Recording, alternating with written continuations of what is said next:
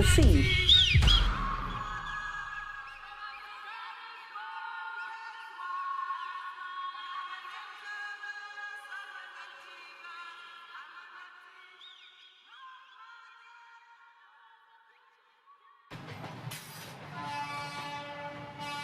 Sommaren 2005 gjorde jag ett reportage från Caracas.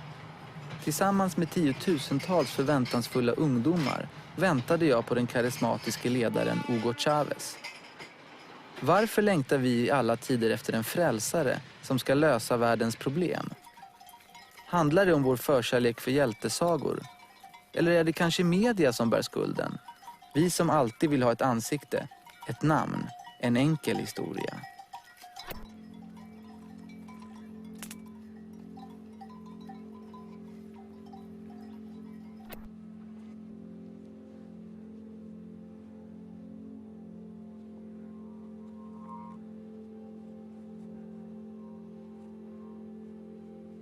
You have been called radical scientist, ecofeminist, anti-GMO celebrity, fake researcher, rock star, eco-goddess. How do you handle these different images of you? Because I don't live my life through interpreting my life via other people's images. If I took being a goddess too seriously, I'd be already mental. If I took the propaganda of the biotech industry for lobbyists, actually, their names are so familiar to me now, who are trying to deny me my physics background, who are trying to deny that I've done an MSc in physics and my PhD was in philosophy of physics with a quantum theory subject. They're rewriting my Wikipedia page. They're planting some blogs here and there. No, I know what I've studied. I know what I know. I am Vandana Shiva from India.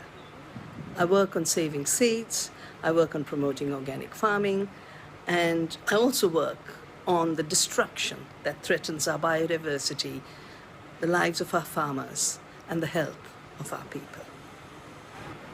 Okay, let's get it done. Want to go over?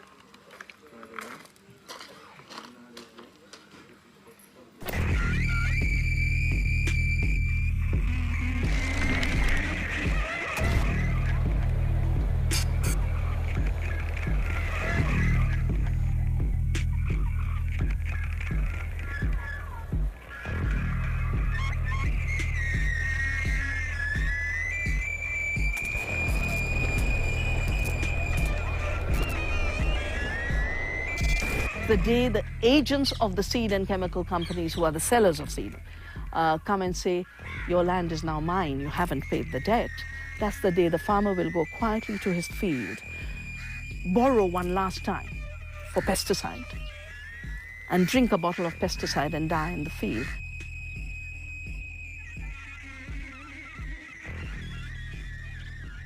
Nobody looks at how the system of cheap food is working. For the chemical industry, which has become the seed industry, the only kind of seed they want to sell is a non-renewable seed, a patented seed, a GMO seed, for collecting royalties. And that's why farmers are in debt. The seed is so unreliable that sometimes farmers buy 2-3 times for planting. There's no way a small farmer can survive with that kind of increased costs of input.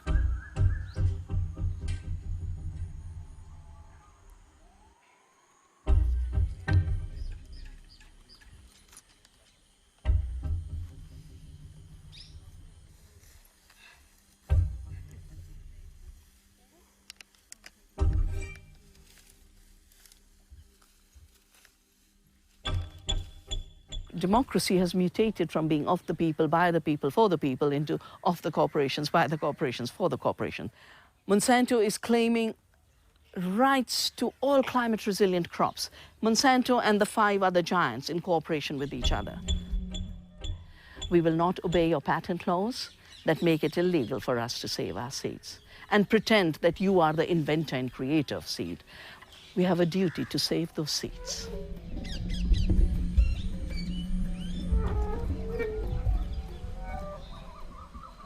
So this is the community seed bank at the Navdanya farm.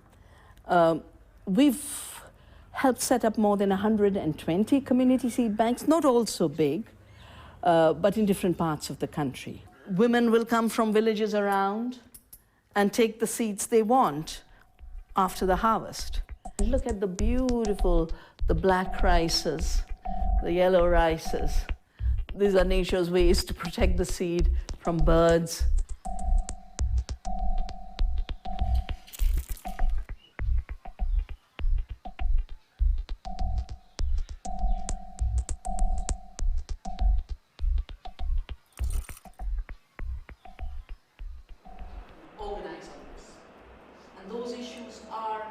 Just like seed evolves, the farm has evolved into a learning center.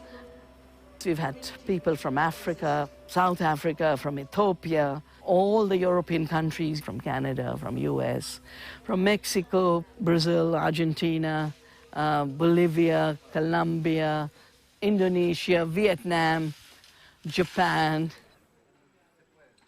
Young people are going back to the land, becoming seed savers of the most enthusiastic kind. For too long, we defined the earth as dead, and the earth was always living, but now she is rising with a roar, and to me, climate change is that roar. Little kids, you forgot I'm the mother.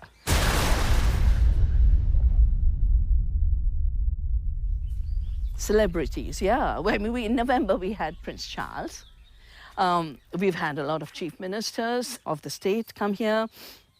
We've had Bollywood actors. For me, they're just friends in search, like I'm in search. I want to first of all offer all my solidarity to your struggle to defend your land and your lives. Both life and freedom. Are you a leader? I'm not a leader. I'm not a leader. I'm a loving follower of the amazing ecological processes of the earth. So how come you get so many followers?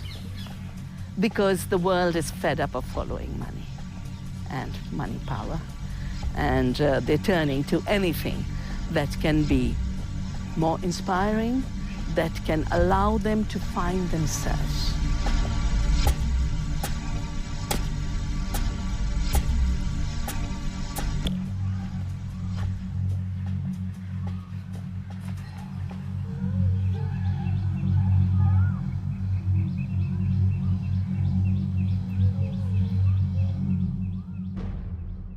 In this room are the varieties for growing them out, because this is a living seed bank. It's not a museum. Why is this struggle so focused on Monsanto? I mean, wherever you go in the world, you always hear this name coming up, Monsanto, Monsanto. Yeah, I don't think the movements have focused on Monsanto as much as Monsanto has focused on seed. As one of their chief technical officers said, in controlling the seed, we control the entire food chain. The scientists didn't know Monsanto, and suddenly when Monsanto attacks them, they realize there's a giant called Monsanto. And today, an independent scientist has become equivalent to an activist, because they're having to defend knowledge in ways they never had to defend. I'm a child of this valley, born here. I left here to follow my passion for science and physics, because as a young girl reading books, Einstein is the figure that really inspired me, and I wanted to follow his footsteps, both in terms of addressing the puzzles of nature, but also in terms of service to humanity, because for him, the two went together. Meantime, of course, I had always been active since the 70s in the beautiful movement, which is my inspiration, called Chipko, where women came out to embrace trees and said, we won't let the trees be cut. So every summer, every winter, come rain, come sunshine, come snow, I would be trekking in the hills with the women. And because I was writing so much for the movement, suddenly I was being recognized as an environmentalist. The separation of self in a Cartesian box of isolation, assuming that this body is just hard matter, even though the 50 trillion cells in this body are changing every 7 days, and I'm a different Vandana Shiva. As the new science of neurology, as the new sciences of brain science is showing us, it's also interconnected, knowing that every being has rights, those cows have rights, the butterflies have rights, the earthworms in the vermicompost have rights, all of them have rights, and our rights are bounded in this interconnected world. So when I say I'm a spiritual being, I mean I'm an interconnected being. And anyone who thinks they're not interconnected are living an illusion. Do you think activism should become more spiritual? I think a lasting activism, an activism that comes from outrage but distills itself into a higher plane of acting with a deep consciousness, requires awareness of that consciousness. Because otherwise activism is short-lived, activism is narrow-minded, it's too narrowly focused, it's dissipative, as we say in quantum theory. There's dissipative energy and there's creative energy. The dissipative energy doesn't allow you to work too long. And I feel very grateful and I feel very humbled that for 40 years I have been doing this work, beginning with my days in Chipko. And I'm ready to start another 40 years.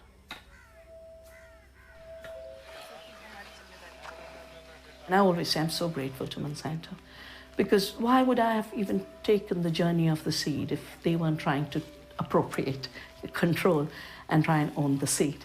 It's because we were moving in a direction where seed was being made invisible. Food popped up in supermarket shelves. You didn't know where it started. You didn't know what was happening to the seed. You didn't know how monocultures were displacing diversity.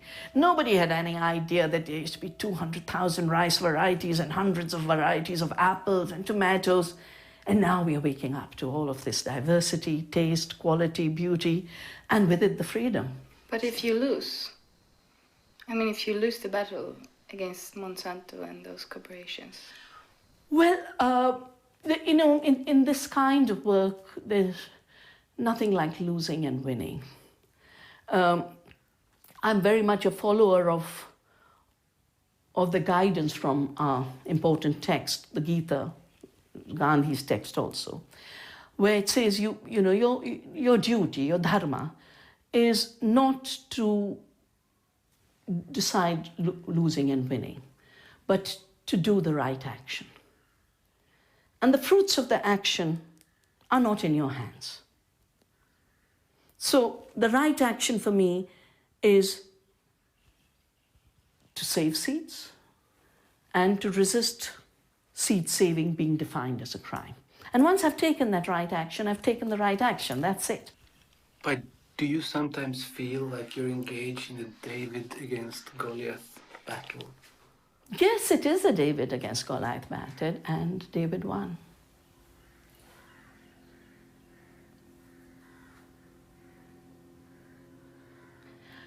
Giganticism, the giant, has never really had a history of being lasting. Who has gone? Dictators, gone. They last for a while. In Nazi Germany, it would have looked like Hitler is everything. Today, Hitler is condemned all over the world. And the thing people forget is companies that are today's seed giants were making poisons for Hitler's concentration camps. Dinosaurs were big. Did their bigness guarantee their survival? No. They were too clumsy to evolve. The seed is fragile but flexible. Between the seed and a giant corporation, I throw my weight behind the seed. Talk, react, feel. Talk, react, feel free.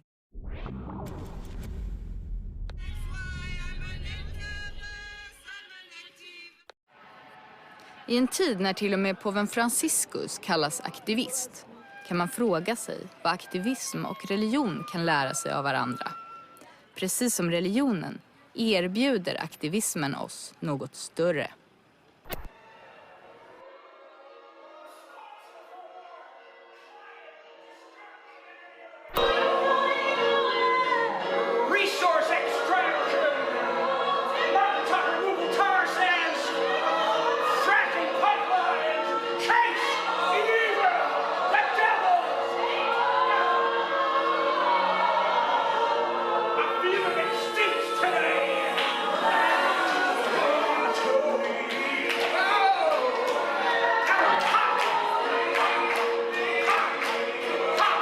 Activism, it's disruptive. Even Gandhi and Dr. King were disruptive of some people, and we know that.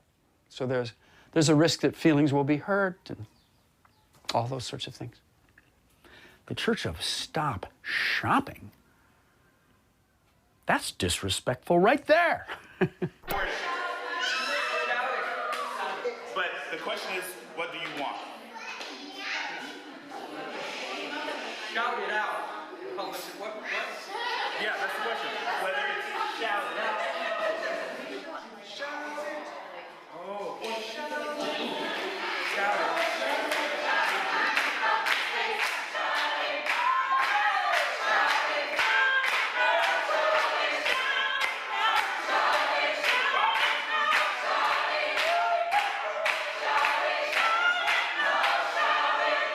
Tomorrow we're going to go into the HSBC Bank as extinct toads, golden amphibians.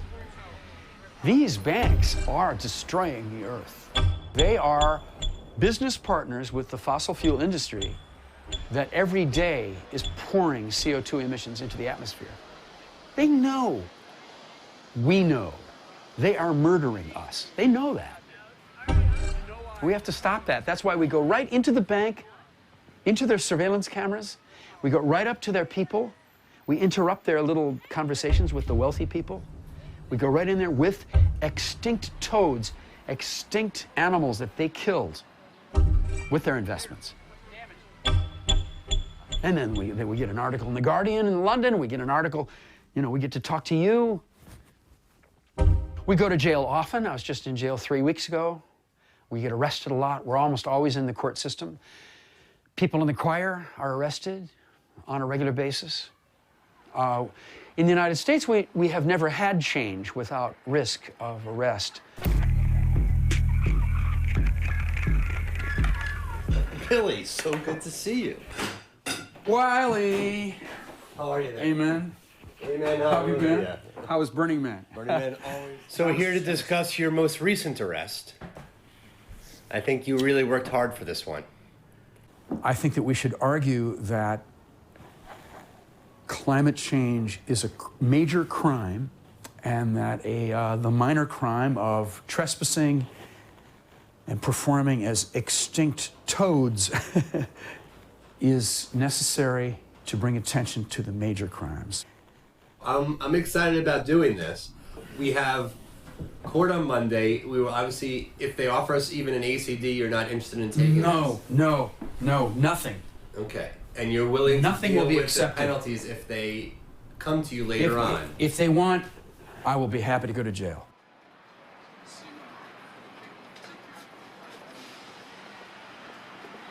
We are a right-wing apocalyptic country. And a lot of the people in this country make their meaning from Bible stories, even if they are relativist, humanist, agnostics. On the left, we're virtually by ourselves with this idea that to be realistic about reaching Americans, you have to manipulate religious tropes. You have to go into how people worship, how people make meaning, how they think. We make up our own private language in the Church of Stop Shopping. Earth-alleluia, earth-alleluia, people. Do you feel the earth rising up in your bodies, children? Earth-alleluia, life-alleluia. Let's go into that bank. Go into that bank now. Let's go banking. So we're constantly making new language. But we don't use the word spiritual very much. We don't use the word activist very much. We don't use the word God unless it's a part of a joke. Put the odd back into God, children. This is our piano.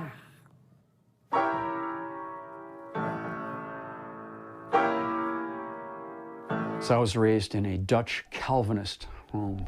They believe that God, He can decide whether you're going to heaven or hell for eternity. He can make that decision before you're born. So I come from that over-the-top, crazy, you know, I have that in my family. What do you think activism can learn from religion? Have a respect for how people create their lives. Think about their souls and their bodies. How do they get up in the morning? How do they raise their children? Think about it. Don't just look down on them, you know. We're all just people trying to make our way through this unexplained thing called life. And a lot of us just inherit how we deal with life from our parents and grandparents. You don't have to agree with it, but have a feeling for it. Then your activism can go right in there and be more effective. Even if you want to upset them, which is what we do a lot. We upset people. We're proud to be from the East Village. We're proud to invite you here today, sir.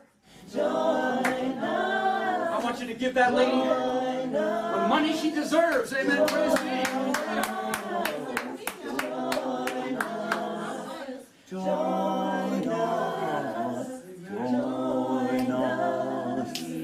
Climate change comes into our bodies. Climate change is here in this bank, in the air of this bank. Climate change kills the golden toad. Whoa! Hallelujah, children. Hallelujah. Can you separate between Bill Talon and Billy the Reverend? Well, I've been doing it for more than 10 years, so it's very easy to go back and forth. Hallelujah, and then just be this schlub, this artist who's broke, you know, trying to find next month's rent. Why don't you pay me something for this? Are you going to pay me for this? Is this free content I'm giving you? Huh? That the danger we are in is real. HSBC would have to change their investment policies radically to conform to what the natural sciences say we must do now to save ourselves from climate disaster. For us, we work in the media. I mean, the question is always, when you're going to do a story, who is the face? Who is the character? We need a name, we need a face, we need a person, we need a story. And it's much more difficult to tell a story about a community, about a movement. It's much easier to do it about Reverend Billy. There is the idea of the lonely hero that we love, who went to the top of the mountain and had a vision. People always ask me, how did you come up with this idea of the self-conscious sidewalk preacher? You know, they want that generative moment, that seed. When did that happen? So I try to steer them towards the community because I really haven't been that person for so long. Walking through your front door. Yeah. We're all of us, the whole community's walking through the front door. Very early on, when I was on the sidewalk all by myself and I started preaching, when I got to be a good preacher on the sidewalks of Times Square, when I got my rhythm, when I started knowing how to stretch out those vowels, when I had the volume that would reach across the street, at that point, people started standing next to me and they started clapping. And they started going, all right now, Reverend, preach it. You know, the choir came to me and I looked over, I didn't know well, there's this person over here. And after a while, I had a group of people around me. The choir was not something I hired.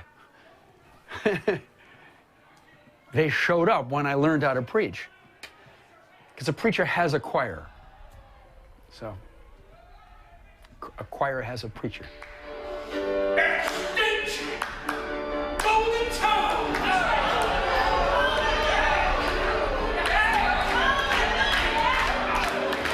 This is Reverend Billy here, and Cambridge, Massachusetts, at Harvard University. You're the filmmaker. I am Tio, and I am a member of this choir. We're gonna go confront some scientists. So we're gonna go in.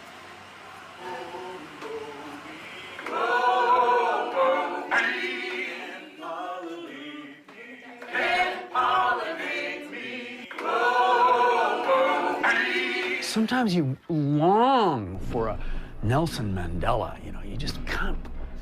Where is that leader? Because our national leaders, you know, the Merkels and Camerons and Obamas are so bad. Putin takes 30 people off a Greenpeace ship and calls them pirates? Vladimir Putin? You know, who are these people? They're corrupt. They've got to have their money from the gas and the oil. Well, they're killing us. So we have to break into that. You want to have a leader.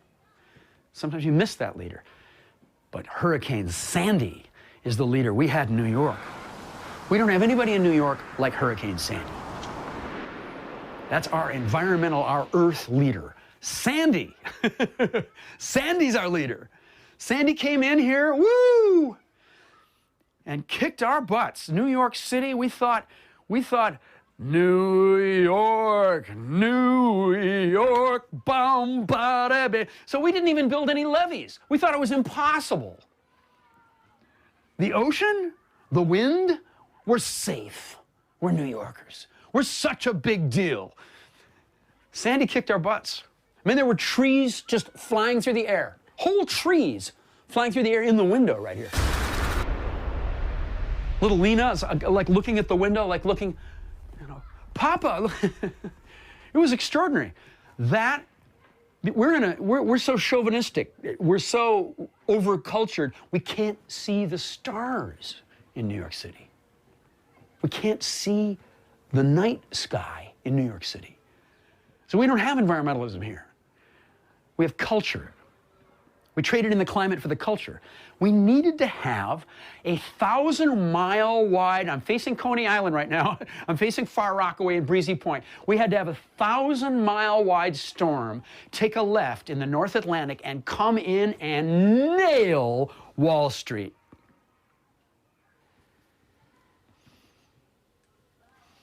Oh, some dirty spots here. My Dutch relatives wouldn't like that. Amen. Praise be.